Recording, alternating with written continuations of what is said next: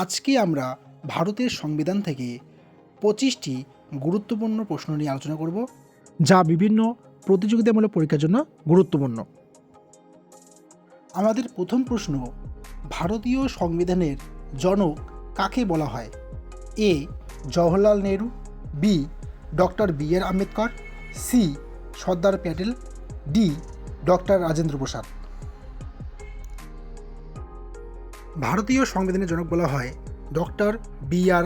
আম্বেদকরকে। আমাদের পরের প্রশ্ন, ভারতীয় সংবিধান কবে গৃহীত হয়েছিল? এ. 26শে জানুয়ারি 1950, বি.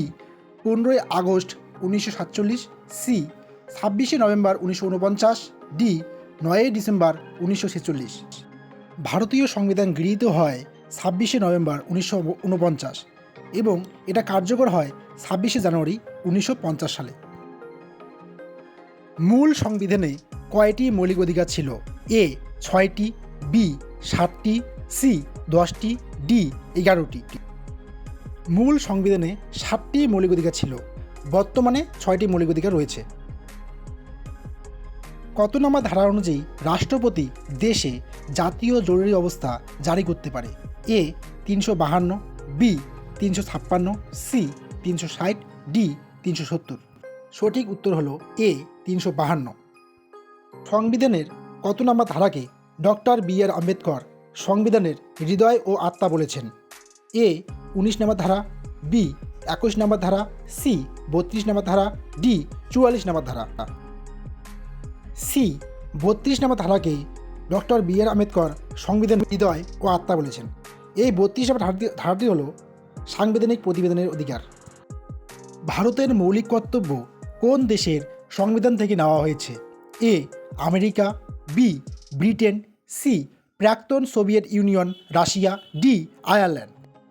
মৌলিক কর্তব্য নেওয়া হয়েছে সি. প্রাক্তন সোভিয়েত ইউনিয়ন অর্থাৎ রাশিয়া থেকে, এবং মৌলিক অধিকার নেওয়া হয়েছে হচ্ছে মার্কিন যুক্তরাষ্ট্র থেকে।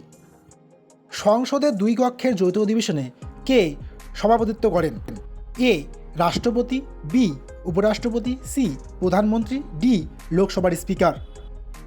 সংসদের 2 কক্ষের যৌথ অধিবেশনে ডি.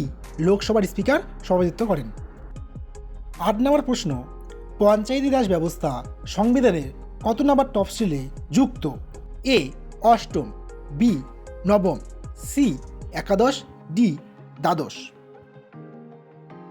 পঞ্চায়েতি রাজ ব্যবস্থা সংবিধানের 11 নম্বর তফসিলে যুক্ত। ভারতের রাষ্ট্রপতিকে শপথবাক্য কে পাঠ করান? এ.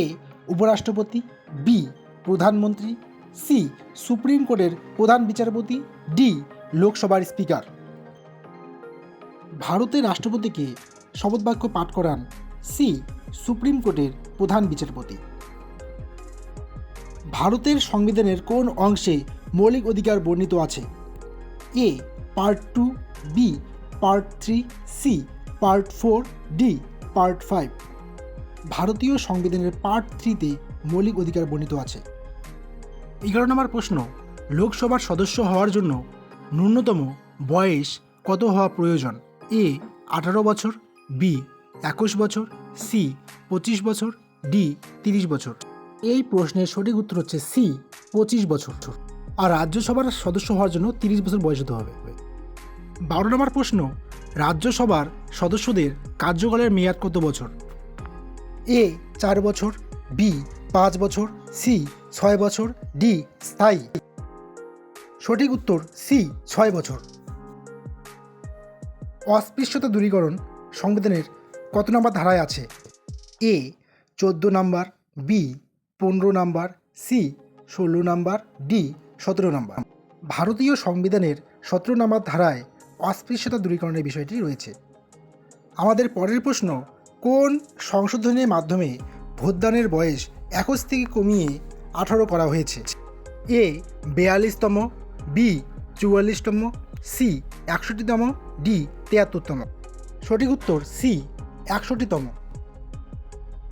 ভারতের প্রথম নাগরিক কাকে বলা হয়? এ. প্রধানমন্ত্রী, বি. সুপ্রিম কোর্টের প্রধান বিচারপতি, সি. রাষ্ট্রপতি, ডি. উপরাষ্ট্রপতি। ভারতের প্রথম নাগরিক বলা হয় রাষ্ট্রপতিকে। সংবিধানের প্রস্তাবনা প্রথমবার সংশোধন করা হয়েছিল কত সালে? এ 1950, বি 1976, সি 1978, ডি 1992। সঠিক উত্তর সি 1976 সালের 42তম সংবিধান সংশোধন। 17 নম্বর প্রশ্ন, রাজ্যসভার অধিবেশনে কে সভাপতিত্ব করেন? এ রাষ্ট্রপতি, বি প্রধানমন্ত্রী, সি উপরাষ্ট্রপতি, ডি স্পিকার। এই প্রশ্নের সঠিক উত্তর হলো সি উপরাষ্ট্রপতি, আর লোকসভায় সভাপতিত্ব করেন স্পিকার। পরের প্রশ্ন, শিক্ষা কোন তালিকার অন্তর্ভুক্ত? এ কেন্দ্রীয় তালিকা, বি রাজ্য তালিকা, সি যুগ্ম তালিকা, ডি কোনোটিই নয়। শিক্ষা যুগ্ম তালিকার অন্তর্ভুক্ত। ভারতীয় সংবিধান সংশোধন করার পদ্ধতি কোন দেশের সংবিধান থেকে নেওয়া হয়েছে? A America, B Canada, C দক্ষিণ আফ্রিকা, ডি জার্মান। সঠিক উত্তর সি দক্ষিণ আফ্রিকা। 20 নম্বর প্রশ্ন, কত নম্বর ধারার অনুযায়ী সুপ্রিম কোর্ট রিট জারি করতে পারে? এ 32 নম্বর, বি 44 নম্বর, সি 226 নম্বর, ডি 124 নম্বর। সঠিক উত্তর এ 32 নম্বর। হাইকোর্ট পারে 226 নম্বর ধারা অনুযায়ী। ভারতের অ্যাটর্নি জেনারেলকে কে নিয়োগ করেন? এ প্রধানমন্ত্রী, বি রাষ্ট্রপতি, সি আইনমন্ত্রী, ডি প্রধান বিচারপতি। সঠিক উত্তর বি রাষ্ট্রপতি। এছাড়াও তিনি প্রধানমন্ত্রীকে নিয়োগ করতে পারেন। 22 নম্বর প্রশ্ন, সংবিধানের কত নম্বর তফসিলে ভারতের স্বীকৃত ভাষাগুলোর কথা বলা হয়েছে? এ 7ম, বি 8ম, সি 9ম, ডি 10ম। সঠিক উত্তর বি 8ম। বর্তমানে সংবিধানে 22টি ভাষা রয়েছে। লোকসভায় সর্বাধিক কতজন সদস্য থাকতে পারে? এ 545, বি 550, সি 552, ডি 250। বি 550 সঠিক উত্তর। ভারতীয় সংবিধানের কোন ধারাকে নমনীয় ও কঠোরের মিশ্রণ বলা হয়? এ ধারা 1, বি ধারা 12, সি ধারা 368, ডি ধারা 52। সঠিক উত্তর সি ধারা 368। আমাদের সর্বশেষ প্রশ্ন, অর্থ বিল কেবল কোথায় পেশ করা যায়? এ রাজ্যসভায়, বি লোকসভায়, সি সুপ্রিম কোর্টে, ডি বিধান পরিষদে। সঠিক উত্তর বি লোকসভায়।